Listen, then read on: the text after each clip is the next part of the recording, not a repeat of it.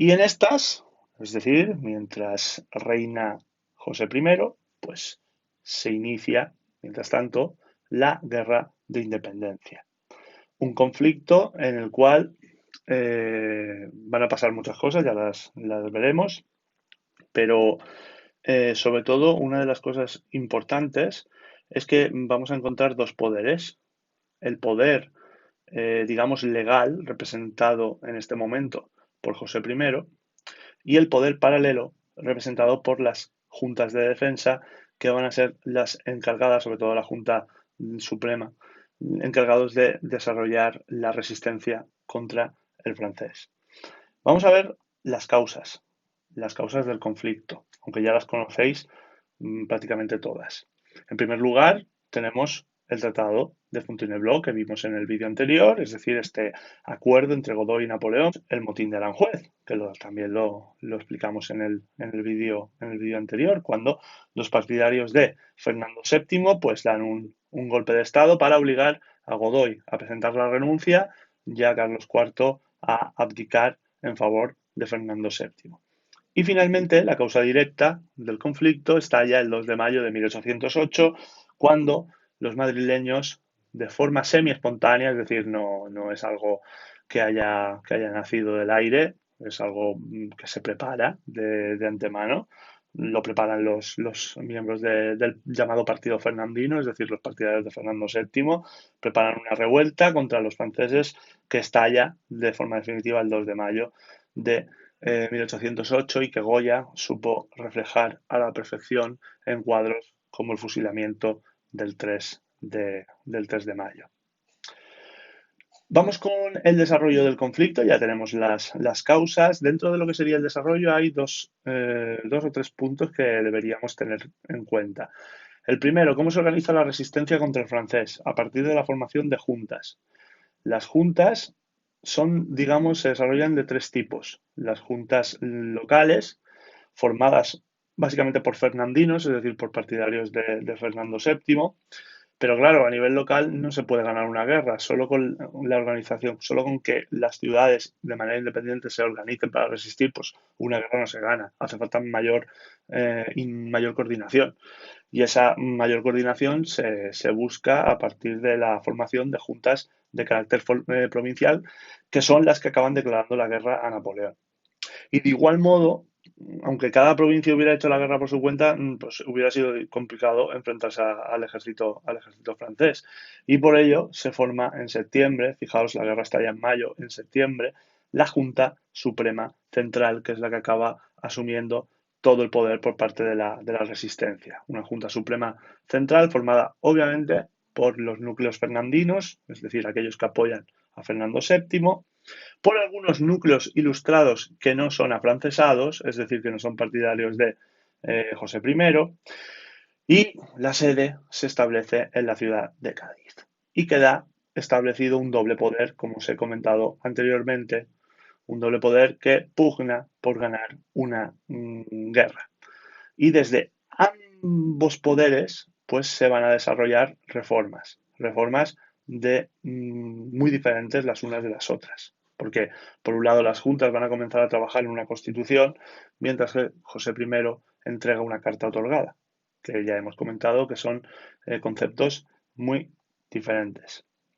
Y dentro de las etapas de la guerra, pues tenemos básicamente tres. En este enfrentamiento, los ejércitos napoleónicos lo que pretendían es desarrollar una invasión rápida, una invasión fácil del territorio.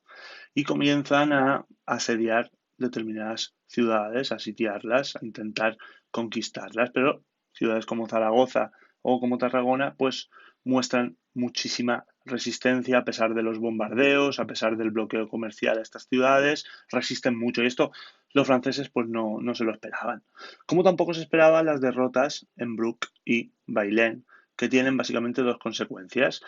Se retrasa la llegada de las tropas francesas a Cádiz, es decir, la conquista de Andalucía queda bloqueada y esto obliga a Napoleón a enviar más tropas, concretamente unos 250.000 soldados al territorio español. Es decir, que en esta primera etapa, digamos que hay una victoria parcial de los franceses.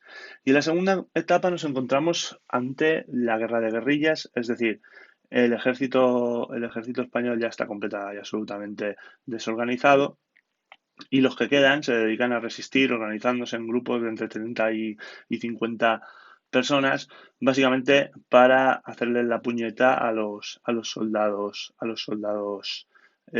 franceses. Estos grupúsculos, estos guerrilleros, pues estaban formados por ilustrados, por agricultores, por artesanos, normalmente gente de las clases populares, dirigidos, eso sí, por algún militar o algunos nobles o algunos curas. Y bueno, eso se dedicaban a atacar por sorpresa a los campamentos franceses, a bloquear las vías de comunicación para que no llegaran los víveres con los que es mantener a los soldados. Al final era desgastar a las tropas, se trataba de desgastar a las tropas francesas para que no pudieran continuar conquistando el país. Eh, y luego finalmente tenemos la tercera etapa en la cual pues, Gran Bretaña entra en el conflicto con el objetivo de impedir que la Francia napoleónica se haga con el control de España, porque lo que no quiere Gran Bretaña es un imperio napoleónico que vaya ganando más y más y más y más territorios. Y eso precisamente es lo que quería Napoleón, hacerse el amo y señor de Europa. Entonces hay un punto de inflexión que es una batalla en los Arapiles, en la cual el ejército franco-español y, bueno, sobre todo, he dicho el ejército franco-español, el ejército británico y los guerrilleros españoles, mejor dicho, eso sí, pues acaban venciendo en esa batalla y eso pues supone una derrota, sobre todo a nivel psicológico, muy, muy importante para las tropas francesas. Pero es que además Napoleón tiene otro problema, y es que en Rusia las tropas francesas están bloqueadas básicamente por el frío. El frío les está matando, los rusos están resistiendo. Napoleón necesita enviar más tropas al frente ruso y para enviar más tropas al frente ruso pues debe renunciar a continuar con la conquista de España.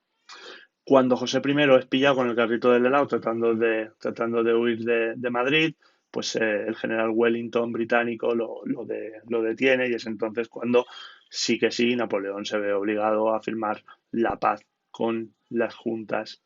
Y esta paz en realidad no la va a firmar con las juntas, sino que la va a pactar con Fernando VII, como veis en la litografía que tenéis en la imagen. Consecuencias de este conflicto: pérdidas humanas, pérdidas materiales, lo típico de todas las guerras. De hecho, hay muchos historiadores que consideran que la industrialización de España llegó tan tarde, producto de las consecuencias económicas y sociales derivadas de la guerra de independencia.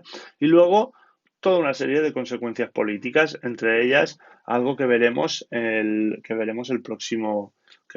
próximo capítulo, que es el desarrollo de la primera constitución de España, que es la constitución de la Pepa, la constitución de 1812. Y bueno, pues también una serie de consecuencias de carácter social, y es que, pues obviamente, Fernando VII va a dudar sobre determinados eh, miembros de la nobleza y el clero, a pesar de que lo hayan apoyado, mejor dicho. Sí que es cierto que algunos de ellos se han desviado del camino, porque están apoyando esto que se está haciendo desde Cádiz, esto de crear una constitución liberal, etcétera, etcétera. No, Fernando lo que quiere es reinar como monarca absoluto.